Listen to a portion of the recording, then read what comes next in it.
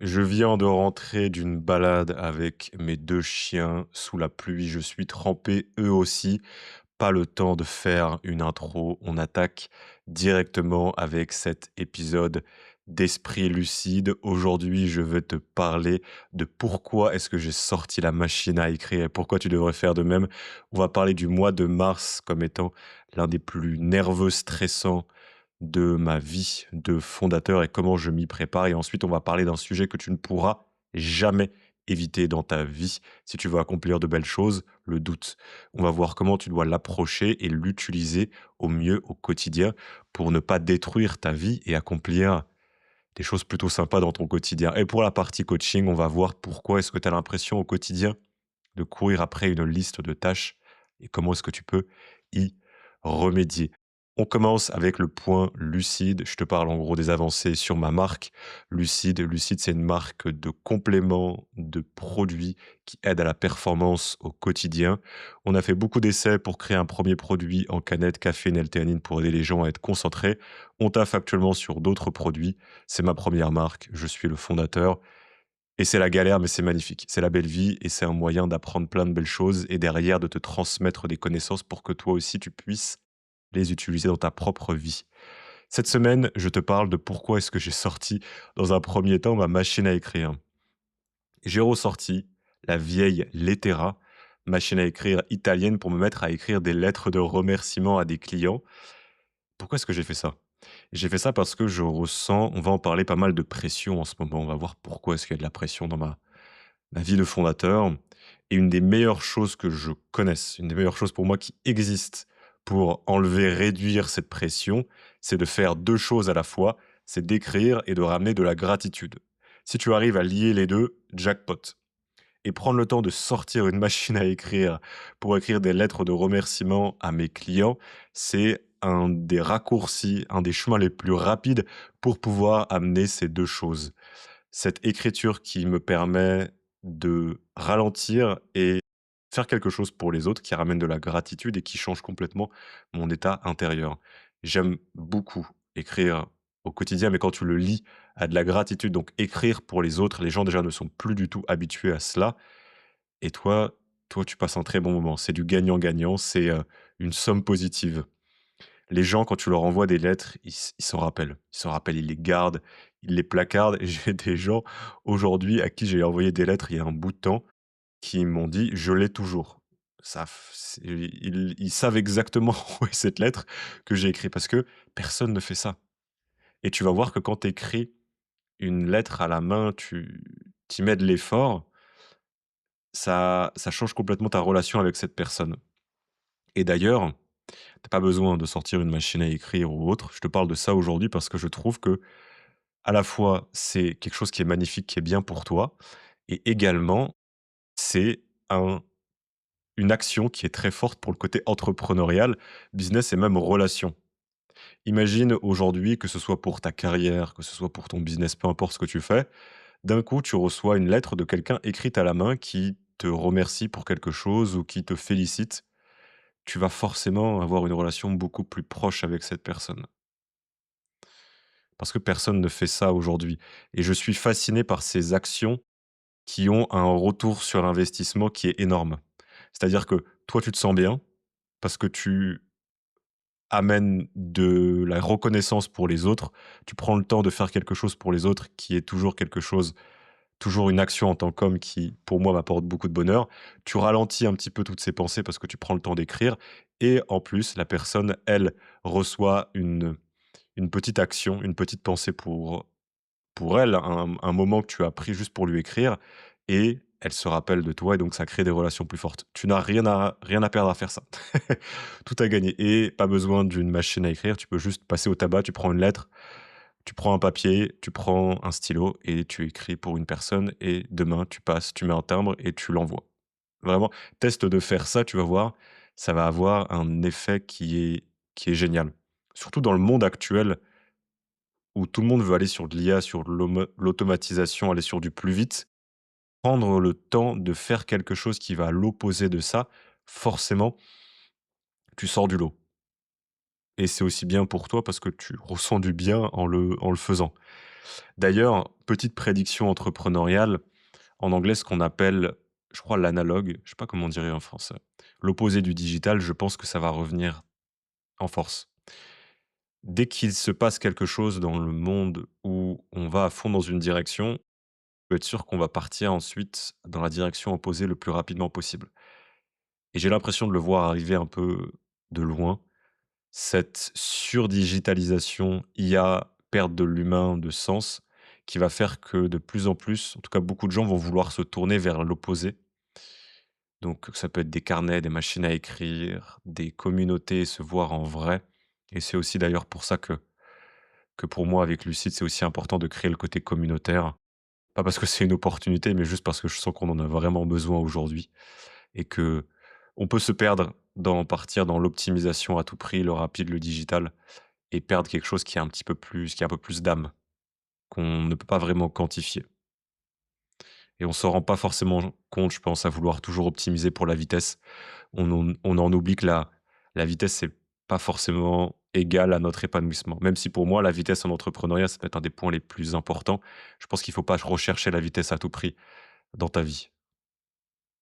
D'ailleurs, tu peux te poser cette question en m'écoutant. Est-ce qu'il y a des endroits où tu essayes d'aller vite, alors que le but, c'est pas juste de terminer la chose le plus vite possible, c'est juste de faire la chose? Donc voilà, j'ai sorti la machine à écrire, ça m'a fait beaucoup de bien. En plus de ça, tu as toute une sorte de routine où tu sors la machine, il y a le bruit qui est extrêmement agréable. Peut-être d'ailleurs, je devrais te faire une vidéo où je suis en train d'écrire mes lettres sur ma machine à écrire et je te partage mes réflexions en même temps avec le bruit du retour à la ligne qui est exactement ce que tu peux imaginer dans ta tête, le cling quand tu reviens, c'est génial. Je me note ça, tu sais quoi? Peut-être qu'un jour je sortirai une petite vidéo où à la fois je te partage mes réflexions du moment, mes réflexions d'entrepreneur, mes réflexions sur la vie pendant que j'écris des lettres avec ma machine.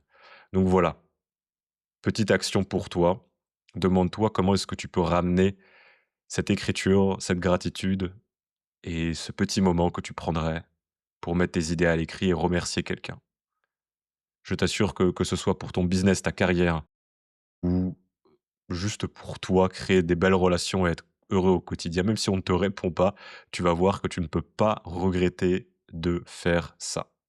Donc demande-toi si tu veux avoir une sorte de retour sur investissement multiple, si tu le vois comme ça, de te dire: «Aujourd'hui, avec qui est-ce que j'ai envie de construire une relation plus profonde et comment est-ce que je pourrais me débrouiller juste pour envoyer une lettre à cette personne, une lettre écrite?»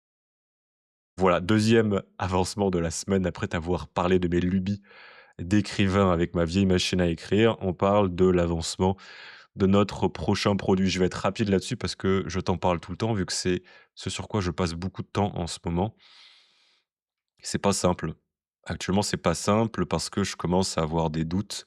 Donc pour donner un peu de contexte, on a actuellement un produit qui est une canette, une boisson en canette sur laquelle on a travaillé 2 ans. On a fait plus d'une centaine d'essais avec un labo français pour la créer, avec de la caféine et de la L-théanine, donc un acide aminé, la L-théanine présente en petite quantité dans le thé. Quand on le met avec le café, ça aide à la concentration. C'est ce que moi, je voulais créer, que j'ai créé dans ma cuisine et qu'en fin de compte, on a commercialisé et les gens, qu'on arrive à humblement avoir comme clients, eux aussi sont très contents d'avoir le produit. Mais on travaille pas que sur ce produit existe, il fonctionne bien, on veut vraiment le développer, mais j'ai plein d'autres idées de produits en tête et ça fait maintenant 4 5 mois que je travaille sur un nouveau produit qui est vraiment difficile à sortir et je commence, après tous les échanges qu'on a eus avec ce labo, à avoir des doutes sur le labo en question, sur sa capacité à sortir le produit qu'on veut. C'est un produit qui est très technique, le labo est très bon.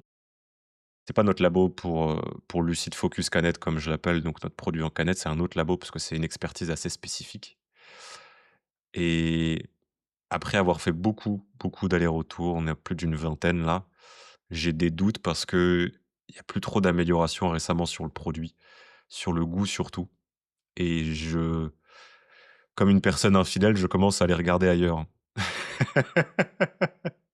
Ma ma relation actuellement est un petit peu, morose, un petit peu fade et donc je commence, il y a plus le feu des premiers échanges et donc je commence à regarder un peu autour de moi sur d'autres labos qui seraient peut-être plus apte à sortir le produit parce que je sens que ça ralentit et je ne pense pas, malheureusement en tout cas, j'ai des doutes sur notre capacité à arriver à la fin du produit ensemble.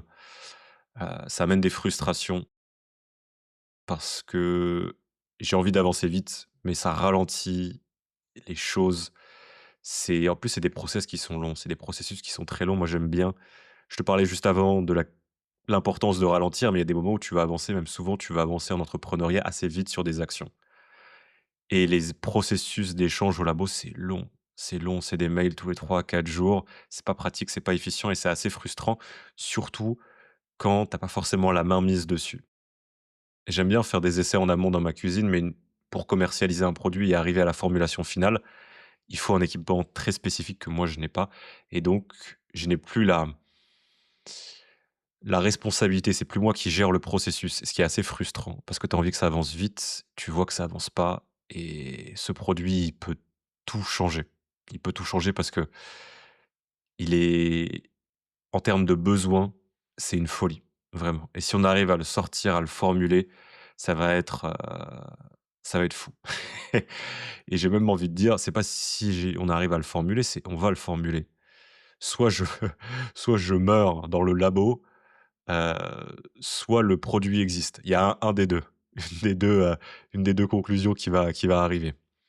Donc voilà, sur l'avancement sur le produit, un petit peu de frustration actuellement, je donne tout, mais je commence à aller contacter d'autres labos parce qu'il faut qu'on mette un coup de cravache, on n'avance pas assez vite et je sens que ce labo a des angles morts que d'autres ne pourraient pas avoir et pourtant, pour choisir ce laboratoire, comme j'avais pu te le dire dans d'autres épisodes, j'en ai contacté des dizaines, tous les labos d'Europe presque, je les ai contactés.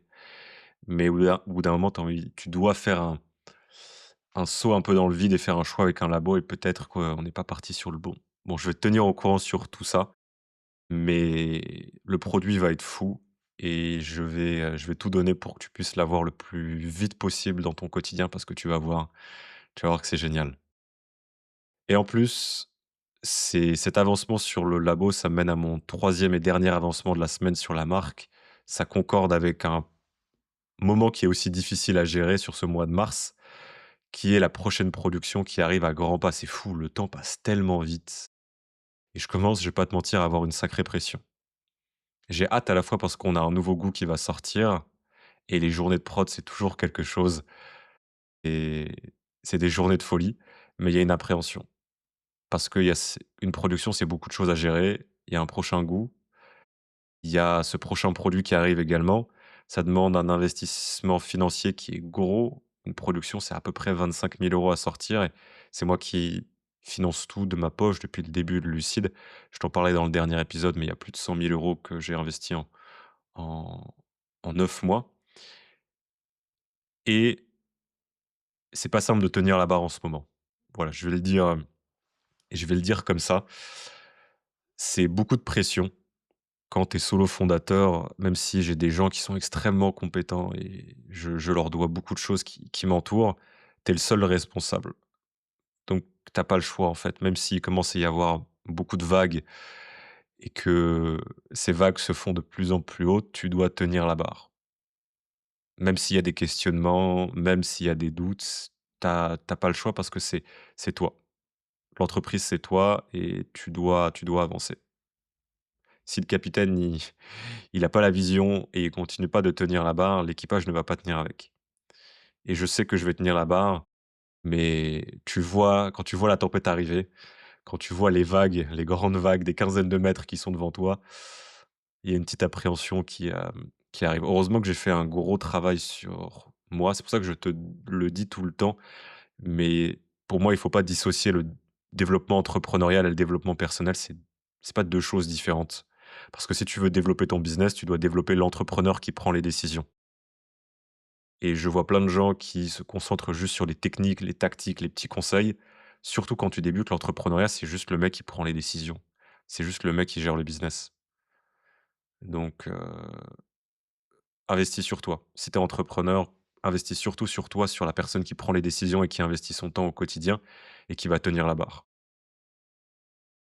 Et d'ailleurs, un petit conseil ou des petits conseils pour ceux qui passent par là dans des périodes plus difficiles, entrepreneuriales ou non, essaye de prendre de la perspective, essaye de dézoomer. C'est quelque chose que je fais beaucoup en ce moment et justement, tu vois, l'écriture sur ma machine à écrire m'aide beaucoup là-dessus. C'est faire des activités qui vont te permettre de sortir de ta tête. Souvent, quand tu passes dans ces périodes difficiles, tu vis trop dans l'intellect, dans ton cerveau, dans ta tête, dans une anticipation. Alors qu'en fin de compte, tu arrives à t'en sortir, hein. Ça, je t'en ai parlé plusieurs fois. Donc essaye de faire des activités pour prendre du recul. Aussi, essaye de t'entourer de personnes qui vont pouvoir te faire sortir de ta tête, mais également te donner des conseils, t'aider et peut-être te faire penser aussi à autre chose. Même si ces gens, ils sont pas liés au business ou aux problèmes que tu as, pour juste avoir une perspective extérieure. Parce que quand tu rumines, en général, tu vis dans le problème. Ça macère un peu et ça devient plus grand. Donc, il faut que tu arrives à sortir, à faire le nécessaire dans l'action, dans le présent et à sortir de ta tête et d'une sorte de projection qui n'amène souvent rien de bon et qui amène juste des problèmes dans ta tête. Donc voilà. Ces doutes, ils m'ont fait un peu réfléchir récemment. C'est aussi pour ça, comme je te le disais, que j'ai sorti la machine à écrire et ça m'a fait réfléchir surtout sur l'importance de ce doute dans notre vie et à quel point est-ce que il est tout le temps là. Il est tout le temps là et réussir à le gérer, réussir à savoir comment l'accepter, comment est-ce qu'on le gère quand il est là et ne pas se faire happer, ne pas se faire avoir par lui. Comme c'est le cas pour beaucoup de gens, c'est une compétence qui est clé et ça nous mène à ce bel apprentissage de la semaine. Donc la partie apprentissage de la semaine, si tu le sais pas, dans notre podcast Esprit lucide, c'est un enseignement clé qui est lié à mon avancement sur mes objectifs cette semaine, que tu peux appliquer dans ta propre vie. Et comme tu le comprends, cet apprentissage de la semaine, il va être lié au doute. Ce doute qu'on voit souvent comme un problème, quelque chose à régler. Et si c'était l'inverse? Et si le doute, c'était exactement ce que tu voulais, c'était le bon signe? J'ai envie de te parler de tout ça. Il y a beaucoup de gens qui ne doutent, je pense, pas autant que toi. Bon, déjà, il faut que tu réalises que le doute est normal et la plupart des gens ne te montrent pas le doute. Tu vois peu de gens, par exemple, qui vont peut-être te parler des problèmes que j'ai actuellement, du doute que je ressens. Donc le doute, tu le vois pas souvent parce que les gens n'en parlent pas, mais également, aujourd'hui, beaucoup de gens doutent moins que toi et ça, il faut que tu le réalises. Parce que si tu m'écoutes, il y a de grandes chances que tu essayes d'une façon ou d'une autre d'avancer vers de la création, que ce soit un projet entrepreneurial ou autre, que tu aies une envie de liberté, de responsabilité, de progrès. Et ce progrès, cette responsabilité, ce désir d'avancer, il amène forcément des doutes. Et comme on va le voir, il faut savoir bien l'approcher, ce doute. Et ces gens aujourd'hui qui ne doutent pas, il y en tout cas moins, peut-être que toi ou moi, il y en a beaucoup. Parce que la société essaye, et c'est normal, c'est aussi son but. Quand on voit le but de la société en tant qu'organisme, elle n'aurait pas forcément de but à ne pas faire ça, mais elle veut nous faire rentrer dans un moule. C'est pratique pour une société d'avoir des citoyens qui pensent d'une certaine façon ou en tout cas qui c'est plus prédictible et ça, on le voit un peu dès l'école, on nous conforme, on essaie de nous faire suivre un chemin un peu précis et pas vraiment remettre, toutes ces choses en question. Alors je ne veux pas partir dans une théorie du complot, c'est pas le sujet du tout, mais c'est juste que pragmatiquement, de manière pragmatique, si on regarde le but d'une société, elle a pas forcément de choses à gagner à former des esprits qui soient très critiques et très libres. Et donc ça commence avec cette école et après ça suit un peu avec les études qu'on peut avoir, les études supérieures, je l'ai vu dans les miennes et également le taf qu'on te donne souvent après cela. On te dit de rien questionner et ça, le problème, c'est que ça nous suit à l'âge adulte.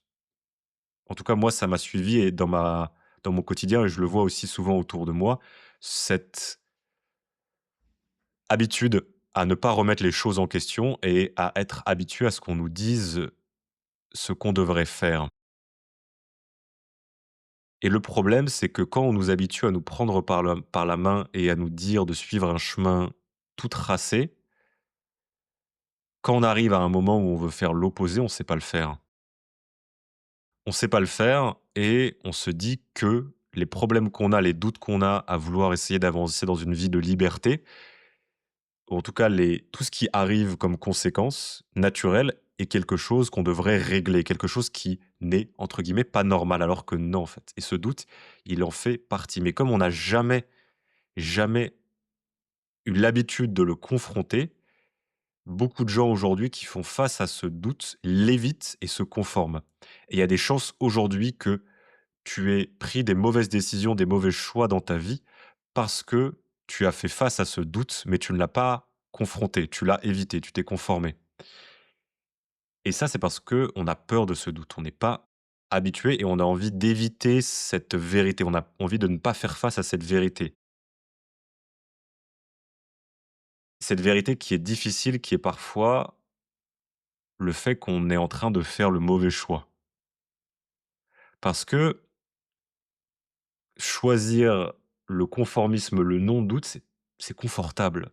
Et notre cerveau, il adore ce confort, il ne veut pas risquer.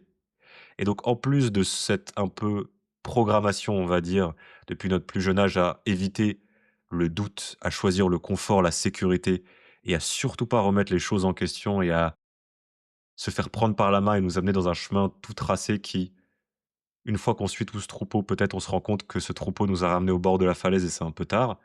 En plus d'avoir cette société qui nous emmène dans cette direction, on a un biais naturel à éviter l'inconfort et le doute, excuse-moi les grossièretés, mais putain, c'est inconfortable. C'est beaucoup plus simple d'accepter tout comme qu'on nous un enfant qu'on prend par la main, plutôt que de vivre une vie de liberté, de choix, d'inconfort. Il y a une citation de Voltaire, je l'ai notée, qui me plaît beaucoup là-dessus: «Le doute est inconfortable, mais la certitude est ridicule». Et souvent aujourd'hui, la certitude, elle est même pas vraie. C'est une sorte de mascarade, c'est une sorte de masque, de non-réalité. C'est une certitude, c'est fermer les yeux sur la réalité pour ne pas faire face à l'inconfort du doute. Et c'est pour ça, pour moi, que tu dois voir ce doute que tu as au quotidien comme une bonne chose. Parce que si tu doutes, ça veut dire que tu es libre. Parce que le doute veut dire que tu as le choix. Imagine aujourd'hui, réalise vraiment ça. Imagine qu'on te dise précisément tout ce que tu devrais faire. Bah, tu douterais pas en fait. Tu douterais pas. Donc si tu doutes, ça veut dire que tu as la liberté de choisir. Donc le doute est une conséquence de la liberté. Et donc ça veut dire sûrement que le fait que tu doutes soit une bonne chose parce que tu veux avancer vers une vie de liberté. Et les gens qui ne doutent pas aujourd'hui sont les gens à qui on dit exactement ce qu'ils devraient faire. Ces gens qu'on prend par la main et qu'on emmène avec ce petit troupeau de moutons, peut-être proche de la falaise, juste parce que c'est plus agréable que de regarder ce qui se passe devant nous et ce vers quoi on avance si on ne confronte pas cet inconfort du doute. Et donc le doute, ça veut dire le développement, parce que le doute, ça veut dire la réflexion. Ça veut dire que tu es libre et également ça veut dire que tu te développes, parce que tu réfléchis. Et c'est pour ça que pour moi, le doute, il est à la base du développement de tout. Sans doute, ça veut dire que tu as pas de questionnement et donc tu pas d'apprentissage. Si tu pas d'apprentissage, tu pas de développement. Donc à la fois, ça veut dire que tu es libre et à la fois, ça veut dire que tu progresses. Donc en fait, le doute, c'est génial. Si tu doutes, ça veut dire que tu avances, en tout cas pour moi, vers les 2 choses qui sont peut-être les plus importantes pour moi, que sont l'apprentissage, donc le développement et la liberté, le choix. Et ça, je l'ai vu dans ma propre vie. Les meilleures décisions que j'ai prises, le doute était quand même là. Le doute était présent. Il faut pas que tu le vois comme un problème. Heureusement qu'à des moments charnières de ma vie, j'ai douté. Heureusement qu'à des moments charnières, tu as douté. Heureusement que tu doutes. Heureusement que tu vas douter. Quand j'ai décidé de quitter le salariat pour l'entrepreneuriat, mais j'ai passé mais des semaines à douter. J'ai raconté plusieurs fois l'expérience, mais j'étais en échange à Barcelone dans ma colocation qui coûtait beaucoup trop cher. 150 € la chambre, au bout d'un moment, faut arrêter les gars, vous déconnez. Quand tu es un étudiant étranger, tu te fais avoir. Donc dans cette, chambre, dans ma colocation à Barcelone, je passais des semaines sur mon balcon qui était magnifique, au moins j'avais ça, à écrire dans mon carnet sur qu'est-ce que je devais f quel était le bon choix? Je doutais. Est-ce que je devais quitter? Est-ce que je devais rester? Quelles allaient être les compétences? Et je ruminais, je revenais sur les mêmes questionnements. C'est normal, c'est le processus du doute. Heureusement que j'ai douté et c'est pour ça que je suis là aujourd'hui. Aujourd'hui, le fait je suis arrivé à cette conclusion de quitter mon travail, de quitter mes études et d'aller à fond dans l'entrepreneuriat, c'est la meilleure décision que j'ai prise de ma vie. C'est la meilleure décision que j'ai prise de ma vie et pourtant, c'est la décision qui m'a fait le plus douter. Mais un point important, un point qu'il faut que tu gardes en tête, c'est la meilleure décision que j'ai prise de ma vie parce que j'ai fini par suivre mon instinct et agir. Le doute, il est seulement négatif quand tu restes dans ta tête à contempler les options et que tu ne descends pas dans le monde réel et que tu commences pas à agir. Et donc je suis avancé vers une vie d'épanouissement, de liberté, de création parce que j'ai douté. Et si tu regardes dans l'histoire, c'est normal en fait. Tu te rends compte que tous les grands progrès, tous les grands hommes et toutes les grandes personnes dans ce monde qui ont créé, qui ont avancé, qui continuent de créer aujourd'hui, c'est des gens qui ont douté et qui ont remis les choses en question. Donc pour nous, c'est normal que ça a été le cas dans le passé. Par contre, quand on se prend nous comme exemple, tout de suite, on se dit qu'il y a un problème. Et ça, tu peux le voir, toute la science, tout ce qu'on a créé aujourd'hui est venu de doutes, même les religions. C'est des remises en question sur ce qui existait déjà et malheureusement, on ne peut pas avoir accès à la texture de l'esprit, du cerveau de la personne à ce moment-là, mais je serais prêt à parier pas mal que cette personne doutait beaucoup. Le doute n'existe pas seulement quand la personne a plus ou moins raison, rétrospectivement. Alors que je suis sûr que tu regardes Galilée et ses théories héliocentriques, je pense que Galilée a douté. Je pense que la plupart Einstein a dû aussi douter. Mais c'est parce qu'il a douté qu'il est arrivé à ses découvertes et qu'il a pu changer le monde. Et tu peux voir aussi cela avec les entrepreneurs d'aujourd'hui, que ce soit du Elon Musk ou peu importe, trouve ton entrepreneur qui aujourd'hui, selon toi, impacte beaucoup le monde. C'est des gens qui doutent et qui remettent en question. Et s'il n'y avait pas eu de doute, il n'y aurait pas eu de progrès. Et c'est pareil pour ta vie. Réalise ça, ancre ça dans ta tête. Amène en tête tes doutes aujourd'hui. Putain, sois heureux. Excuse-moi pour les grossièretés encore. Sois heureux, sois content de les avoir. Heureusement que tu doutes. Ça veut dire que tu es libre, ça veut dire que tu as le choix, ça veut dire que tu vas te développer. C'est génial. C'est exactement ce que tu veux. Il y a des grands principes tout de même que je veux avoir par rapport à ce doute. Comme je te le disais, il faut pas que tu restes bloqué dans ta tête, il faut que tu agisses, que tu avances. C'est une des premières règles selon moi, que le doute devient négatif seulement si tu vis dans ta tête et qu'il te fait éviter l'action difficile qui va te permettre d'avancer. Un autre principe, c'est que le doute, il est négatif seulement parce que tu le vois comme négatif. Aujourd'hui, tu vois le doute comme un problème et donc ça devient un problème. Mais aujourd'hui, imagine que tu te dises que heureusement que ce doute soit là. Tout de suite, tu as une approche qui est complètement différente et ça change ton état d'esprit et tu deviens tout de suite beaucoup plus proactif et tu commences à penser en action, en présent, en agissement, en maintenant et non pas en juste: «C'est un problème, je vais me cacher dans ma tête, dans ma réflexion pour essayer de trouver une solution», qui souvent existe seulement dans l'action, en suivant ton instinct. Un autre principe, un autre conseil que je veux que tu aies en tête, c'est que cette capacité à agir dans le doute, c'est une capacité, c'est une compétence, c'est quelque chose que tu peux améliorer. Dans le passé, quand je doutais, je n'agissais pas et c'est pour ça que j'en suis arrivé à la conclusion et je pense que c'est aussi pour ça que beaucoup de gens arrivent à la conclusion que le doute est négatif. Parce que déjà, on nous apprend ça, on nous apprend que quand on doute, c'est pas bien, on devrait avoir la réponse quand on est jeune.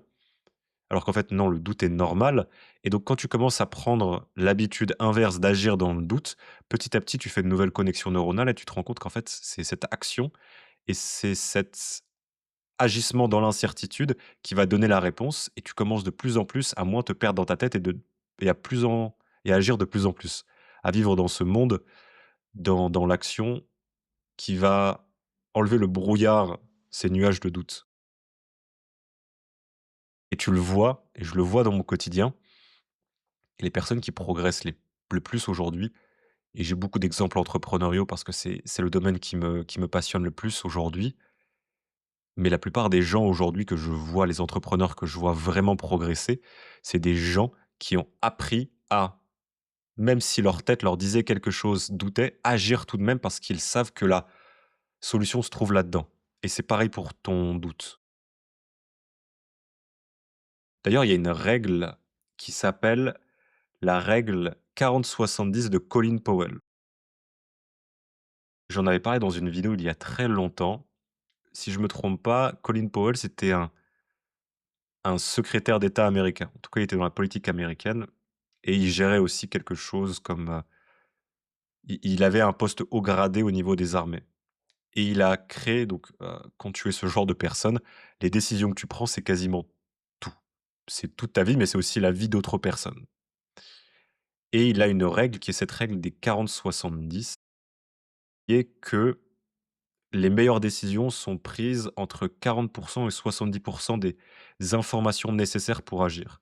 Si tu es en dessous, tu pas assez d'infos et donc tu vises un peu trop à l'aveugle et tu risques de te tromper. Si tu es au-dessus, tu as trop attendu et l'opportunité est partie et également le surplus d'informations va t'empêcher d'agir. Et donc ce entre 40 et 70 c'est le bon moment pour agir. Donc c'est un bon exemple, mais à la fois aujourd'hui, je pense qu'on pourrait même réduire la barre. Je pense que si les conséquences ne sont pas énormes, à partir de 20 des informations, agis, va dans l'action. Le truc, c'est qu'aujourd'hui, la plupart des gens, et ça a été le cas pour moi dans le passé, et je fais toujours parfois cette erreur, on attend trop longtemps. Parce qu'on pense que continuer à douter et essayer de trouver des informations en plus, dépasser cette barre des 70 ça va nous permettre de ne pas faire d'erreur, de ne pas avoir cet échec, ce ridicule ou peu importe. Alors qu'en fait, non. La plupart des gens qui attendent, qui continuent à accumuler des infos et qui restent dans ce doute, ça fait que macérer, ça fait que ruminer et rien ne se règle là-dedans. Et je t'ai également parlé d'une autre technique qui est pour moi une des plus importantes sur les décisions. Je vais être bref parce que je crois peut-être que c'était le premier épisode. Voir les décisions comme des portes. Tu as des portes classiques, tu les ouvres, tu rentres dans la pièce, tu peux la rouvrir et ressortir et les portes coupe-feu, une fois que tu les as ouvertes et que tu es arrivé dans la pièce, tu peux essayer de la rouvrir de l'intérieur, tu ne peux pas. Donc c'est des décisions qui ont des conséquences irréversibles et aujourd'hui 90, même 95-99 de tes décisions, c'est des portes classiques, c'est des portes rouvrables.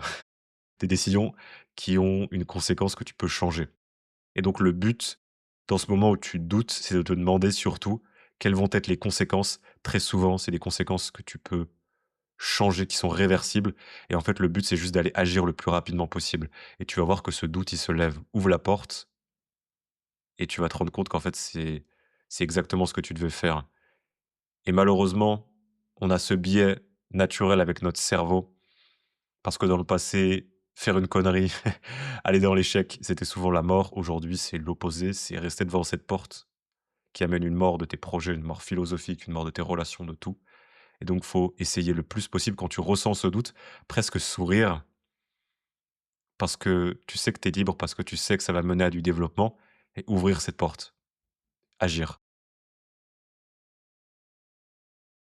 Et c'est le truc sur ces doutes, c'est que ils sont même pas vraiment réels, en fait.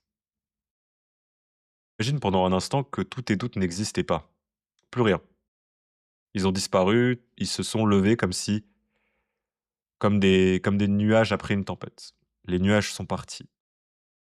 Et maintenant réalise, vraiment réalise que ça, en fait, c'est l'état réel, c'est la vérité. Parce que la plupart des doutes que tu as aujourd'hui, ils sont pas réels. Ils se matérialisent jamais. Dès que tu vas dans l'action, ils disparaissent. Donc voilà, essaye de sortir de ta tête. Essaye d'aller dans l'action, sois heureux de douter. Parce que si tu ne doutais pas, tu serais dans un troupeau qui t'amène sûrement dans une direction dans laquelle tu ne veux pas aller. Et les gens aujourd'hui qui évitent le doute, qui évitent l'inconfort de remettre les choses en question, c'est des gens qui, je pense, avancent dans une direction qui n'est pas la bonne pour eux et qui vont malheureusement se rendre compte un peu tard. Donc sois heureux, souris en m'entendant des doutes que tu as. C'est magnifique que tu doutes, tu es libre, tu vas pouvoir progresser. Tu vas peut-être te tromper, c'est pas grave, mais va dans cette action, fais-toi confiance, agis et tu vas voir que de belles choses vont t'arriver. Voilà, je voulais te faire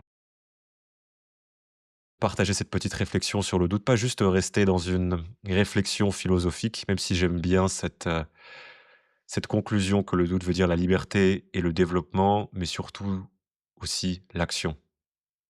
C'est ce que je veux vraiment que tu gardes c'est ce que je veux que tu gardes en tête. que tu dois agir dans ce doute, avancer et te rendre compte qu'en fait, il n'existe pas et que c'est seulement quand tu descends dans l'arène que tu apprends et que tu progresses et que de belles conséquences arrivent pour ta vie, que tu arrives à atteindre tes objectifs.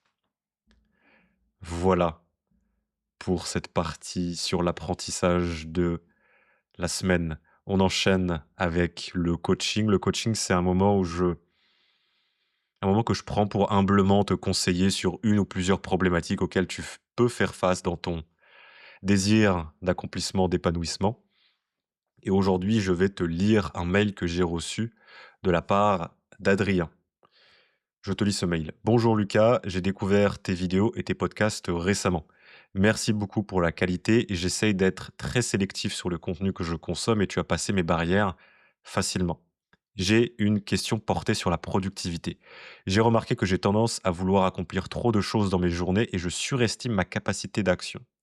Le fait de ne pas avancer autant que j'avais prévu peut affecter mon moral et me donner le sentiment de ne pas assez avancer.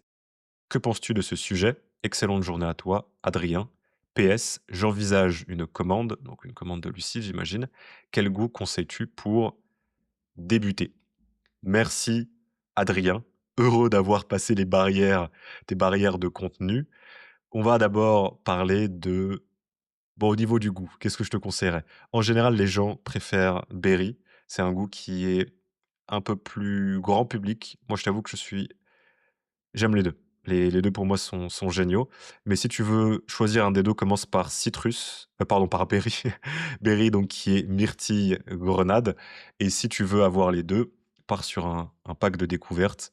Tu as un code de réduction spécial que j'ai créé, Esprit lucide, pour les gens qui écoutent le podcast. Je te mettrai ça en description. Donc voilà, si tu veux passer commande, tu as ton petit code de réduction. Je te conseillerais berry si tu veux tester, sinon le pack découverte. Mais là n'est pas la question. La question est sur ce problème qui est extrêmement commun et je pense que oui, comme moi actuellement pendant que je te parle, beaucoup de personnes hochent la tête en m'écoutant te dire que c'est un problème qui est commun.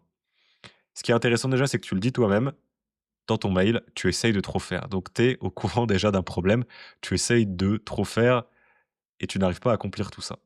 On va parler de ces différents points. J'ai noté quelques points clés qui me venaient en tête parce que j'ai beaucoup vécu ça et c'est un problème qui est commun quand tu veux accomplir, quand tu veux progresser, quand tu as des objectifs. Le premier point, pour moi, c'est réduire en amont. Souvent, quand tu as trop de choses à faire, ça veut dire que tu n'as pas eu le courage en amont de sélectionner ce qui est vraiment important. Garde cette phrase en tête. Trop de choses à faire, c'est que tu n'as pas le courage en amont de sélectionner et de supprimer ce qui ne mérite pas ton temps actuellement. Tu te retrouves à avancer sur énormément de choses d'un coup, ce qui fait qu'en fait, tu ne progresses pas vraiment. En tout cas, c'est extrêmement difficile et tu cours après une liste de tâches, une liste d'injonctions et c'est un vrai travail, surtout aujourd'hui, d'arriver à couper, à supprimer, à sacrifier ces choses qui sont non essentielles et même ces choses qui, aujourd'hui, te paraissent être importantes, mais ne le sont pas autant qu'autre chose.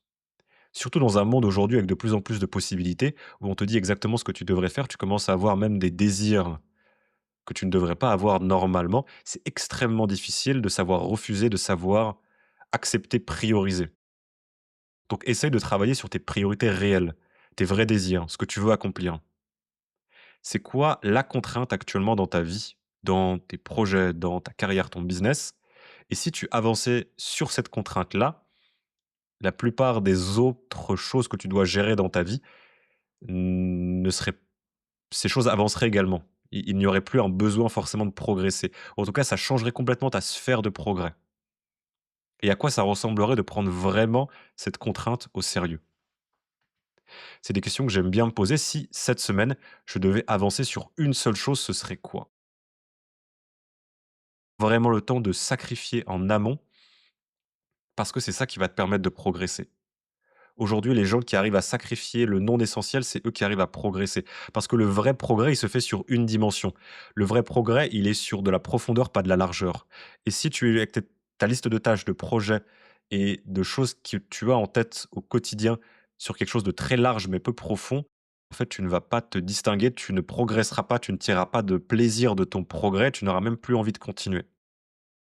Ou demande-toi aujourd'hui, si tu fais trop de choses, qu'est-ce que tu dois supprimer, en fait? Je sais que c'est bête, c'est simple, mais c'est difficile et c'est normal, mais c'est une question que tu dois te poser. Est-ce qu'il y a des choses aujourd'hui que tu dois mettre de côté? Ça ne veut pas dire que tu vas devoir constamment supprimer ces choses de ta vie, mais ça veut dire que peut-être aujourd'hui, dans la saison dans laquelle tu es, tu n'as pas besoin de te concentrer là-dessus. Ou en tout cas, si tu te concentres dessus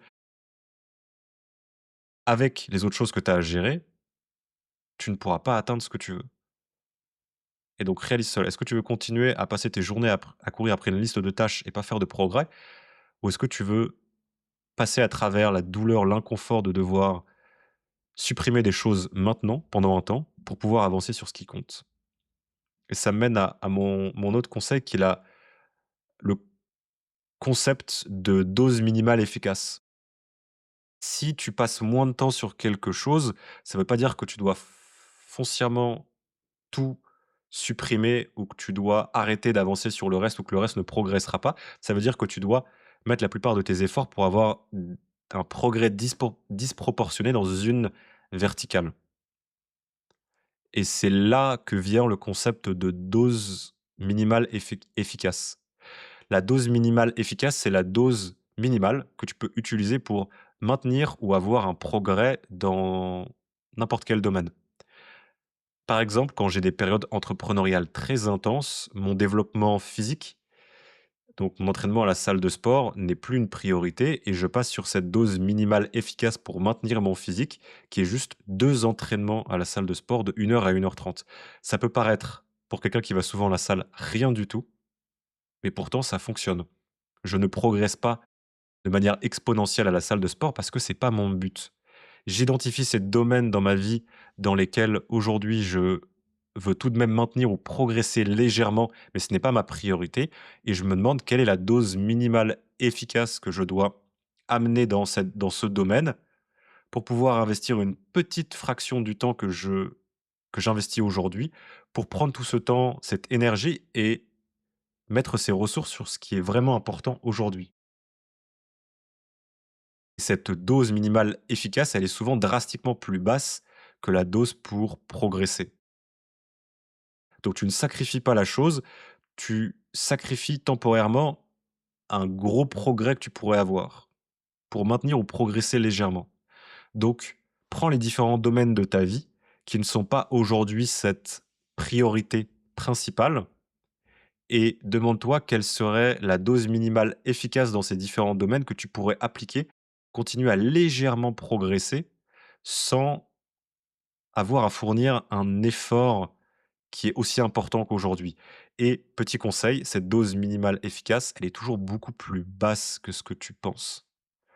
Dans le passé, j'aurais pensé que 2 entraînements à la salle de sport de 1 heure à 1 h 30, c'était impossible. Mon physique allait fondre, j'allais perdre tous mes muscles. Et non, en fait, je peux même légèrement progresser. Et ça vaut pour tout. Définis ces doses minimales efficaces dans ces domaines qui ne sont pas ta contrainte actuelle, ta priorité sur laquelle tu dois te concentrer et réalise que tu dois avoir du temps libre dans ta journée. Si tu passes ta journée à courir après une liste de tâches, au bout d'un moment, tu vas te cramer, je le sais, et tu n'avanceras plus. Donc en fait, c'est contre-productif. La donnée pour laquelle tu veux toujours optimiser, c'est la donnée temps. Et donc, c'est même plus productif pour toi de réduire ce que tu fais pour avoir un peu plus de temps libre et tenir sur cette donnée temps, parce que c'est là où tu auras les résultats exponentiels que tu recherches. Ensuite, autre conseil, essaye de trouver un moyen pour toi de bloquer les moments dans ta journée, de savoir ce que tu fais à quel moment. Moi, par exemple, j'utilise un agenda digital et c'est pratique parce que si tu n'as pas de visibilité sur les chiffres, sur réellement où est-ce que tu investis ton temps, c'est difficile d'amener des changements.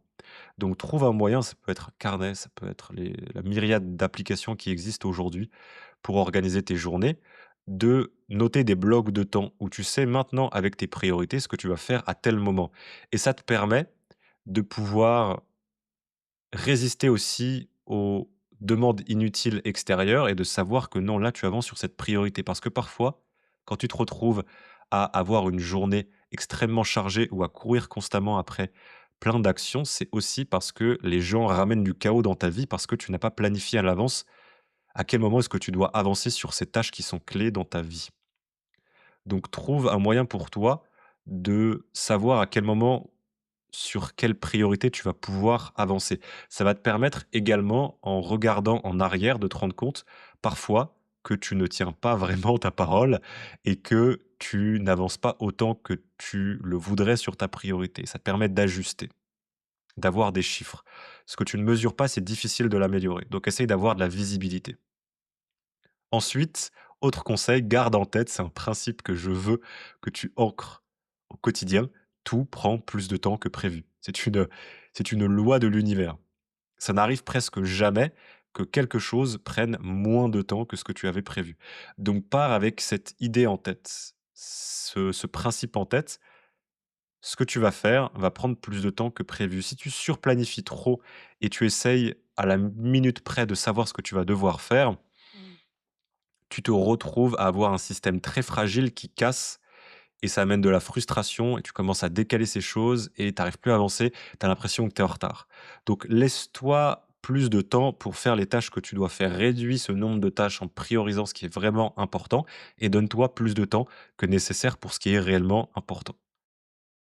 Ça, et c'est pour ça aussi que avoir un moyen pour toi de bloquer ces temps dans ta journée avec le conseil précédent, c'est extrêmement pratique parce que tu peux voir le temps réellement que les choses prennent.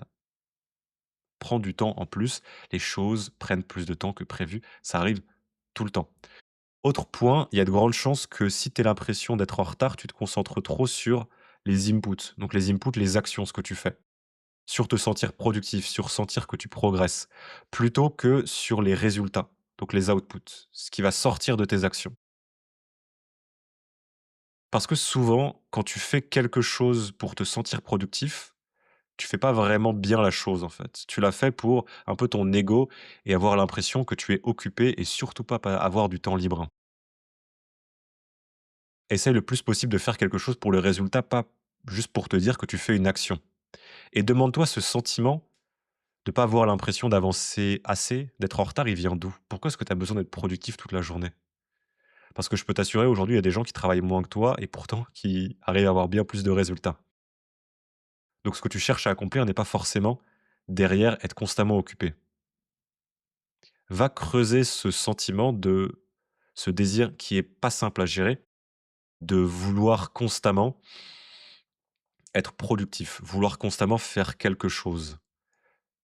Parce que souvent, c'est l'opposé, c'est quand tu fais rien que tu as tes meilleures idées et que tu avances mieux ensuite sur ces moments où tu es dans un moment de travail, un moment de deep work, un moment productif. Parce que quand tu fais rien, ton cerveau, il passe en ce qu'on appelle le default mode network. Si tu as écouté mon podcast sur le sujet, tu le sais, qu'il y a un moment où ton cerveau vagabonde, rêve un petit peu, il a des idées, il fait des connexions neuronales. Et si tu es constamment occupé, tu pas d'espace pour avoir ces connexions neuronales qui vont te donner des bonnes idées pour avancer quand c'est nécessaire. Donc fais attention à cet ego mal placé qui te fait courir après une liste d'actions parfois pas si nécessaires. Ça revient à mon conseil numéro un de réduire, de sacrifier ce qui est non essentiel pour te concentrer sur ce qui est vraiment utile. Et mon dernier conseil, c'est planifier en amont. Planifier en amont ces tâches réduites, ces blocs, ces moments. Essaye de ramener un minimum de structure en laissant quand même de l'espace pour l'imprévisible, pour cette loi que tes actions prennent beaucoup plus de temps que prévu. Et je te conseille de te concentrer, et attention, il y en a qui vont avoir du mal avec ça, sur une à 3 actions par jour. Dis-toi: «J'ai une à 3 actions clés aujourd'hui sur lesquelles je dois avancer et tout le reste, c'est du bonus». C'est exactement ce que je fais dans mon quotidien. J'ai toujours une à 3 actions seulement par jour et le reste, si j'ai des choses à faire, ça part en bonus. Et dis-toi que ta journée, c'est une réussite si tu fais seulement ces une à 3 actions clés sans les actions bonus. Si tu as le temps en plus, tu fais le bonus, génial, ça arrive en plus.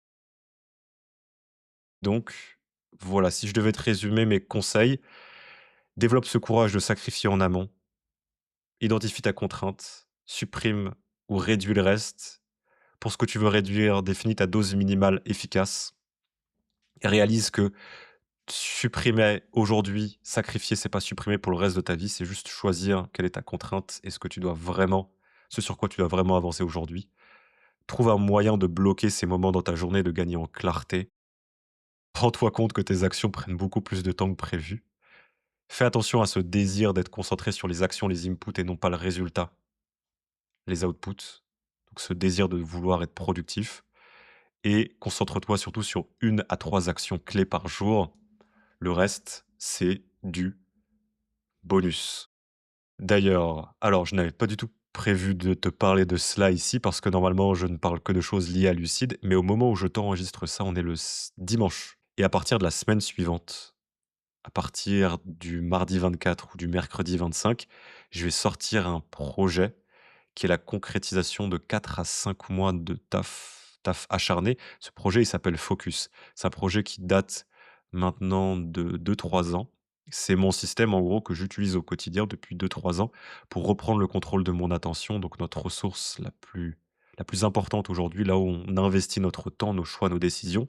Identifier également ce qui est important pour toi et atteindre tes objectifs. Je te parle de ça aujourd'hui parce que c'est exactement le genre de choses, le problème que tu as, Adrien, qui est résolu avec Focus. C'est pour ça que j'avais pas prévu de t'en parler, mais j'y pense maintenant. C'est le système que moi, j'utilise depuis plus de 2 ans, que j'ai utilisé pour développer ma chaîne YouTube, pour Lucide, que j'utilise toujours aujourd'hui.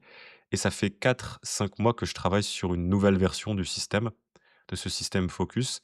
Je t'en avais parlé il y a un petit temps. J'avais ouvert des places pour une cinquantaine de personnes qui sont passés dans le système et depuis, j'avais fermé les places et ça faisait 4 5 mois que je travaillais sur une nouvelle version et il y a de grandes chances, au moment où tu m'écoutes, que ce soit sorti. Donc que j'ai ouvert pour cette version 2, de nouveau, une cinquantaine de places.